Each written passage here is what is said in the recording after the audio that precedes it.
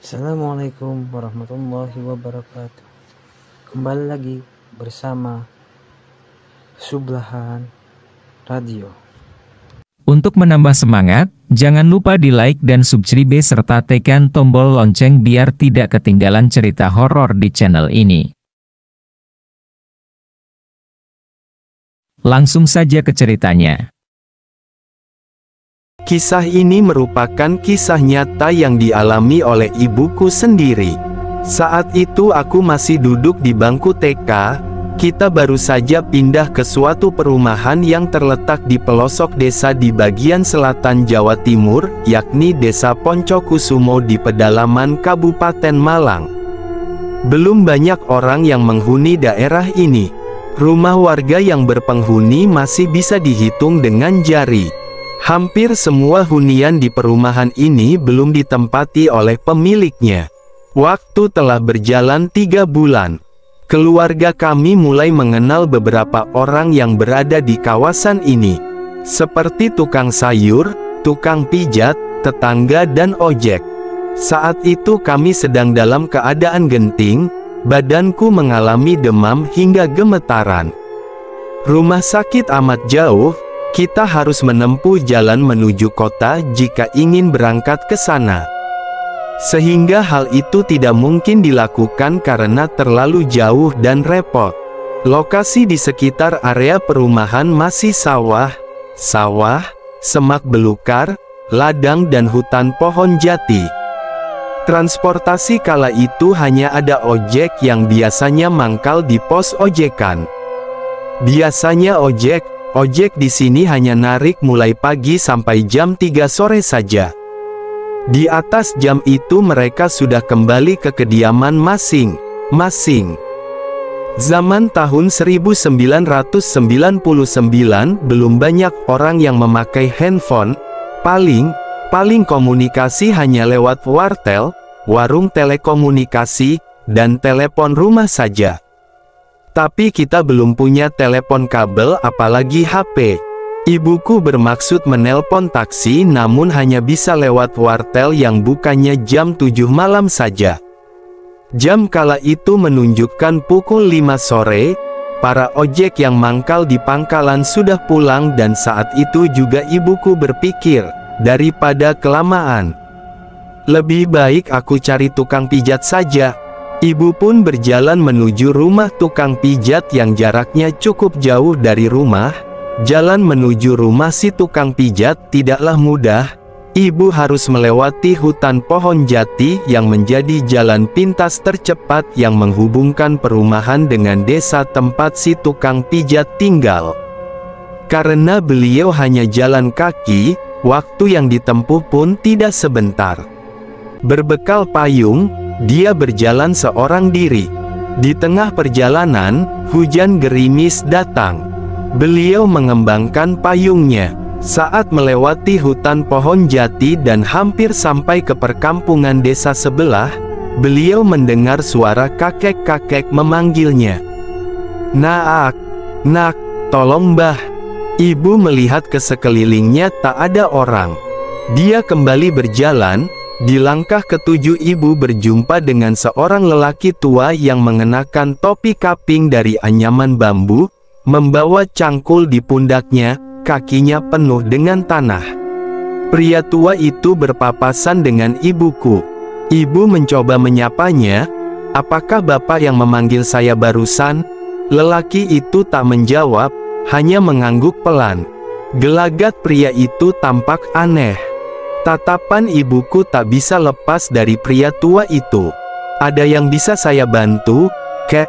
tanya ibu sambil memayunginya juga. "Tulung terno aku mulih, tolong antarkan aku pulang." Ibu seolah lupa dengan apa tujuannya ke sana. Bagai terhipnotis, beliau mengikuti arah berjalan si kakek yang semakin lama berjalan semakin jauh dari tempat ibuku berpijak tadi. Bulu kuduk ibu berdiri ketika mendekati kakek itu. Bau kakek ini bagaikan bangkai tikus yang telah membusuk berhari-hari. Amat sangat menyengat. Ketika ibu memandang kakek ini dari ujung kaki ke ujung kepala, benda di pundak lelaki yang semula dikira cangkul oleh ibuku itu berangsur-angsur berubah warna menjadi memanjang seperti karung dari kain putih. Yang begitu mengagetkan adalah ada wajah di antara karung putih menjuntai yang diikat tersebut. Ibuku segera menyadari apa yang dia lihat, yakni pocong yang sedang dibawa oleh Simbah. Pria tua itu memandang wajah ibuku. Wajahnya sangat menyeramkan, matanya penuh dengan belatung, rona mukanya pucat dan memar membiru di separuh bagian wajahnya. Si kakek tersenyum lebar diiringi suaranya yang sendu. Badan ibu lemas seketika, terkulai lemah tak berdaya di bawah pohon jati. Tenggorokan ibu serasa tercekat tanpa bisa mengeluarkan suara, badannya bergetar, keringat bercucuran, berharap apa yang dilihatnya hanyalah mimpi. Tapi sayangnya apa yang dia saksikan benar-benar nyata. Petani itu menyanyikan tembang Jawa yang suaranya sangat kencang, membuat orang yang mendengarnya seolah terpaksa ditarik menuju alamnya. Beruntung, suara azan maghrib berkumandang, lelaki tua itu menghilang beserta dengan benda misterius yang dia panggul di pundaknya. Dia pulang ke alamnya. Ibuku tak sanggup berdiri, beliau akhirnya bisa berteriak minta tolong. Untungnya ada warga yang akan pergi ke masjid yang mendengarnya.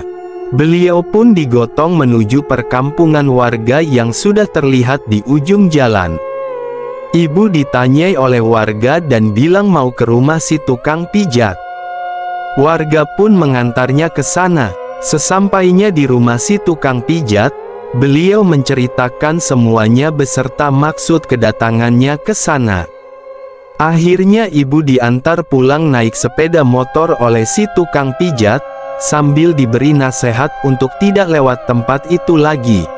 Sebab hutan pohon jati itu memang sudah tak diragukan kemistisannya. Penampakan sosok petani itu telah banyak diketahui warga. Untung saja ibu segera menyadari bahwa yang dilihat itu bukan manusia. Banyak warga yang hilang beberapa hari dan mengaku diajak Mbah Wiro main ke tempatnya begitu kembali. Ucap si tukang pijat, konon katanya, sosok petani tua itu dulunya bernama Mbah Wiro. Dia dulu manusia biasa, hidup di kawasan perkampungan yang sama dengan si tukang pijat. Mbah Wiro tinggal hanya bersama cucu semata wayangnya. Namun cucunya meninggal di usianya yang masih anak-anak.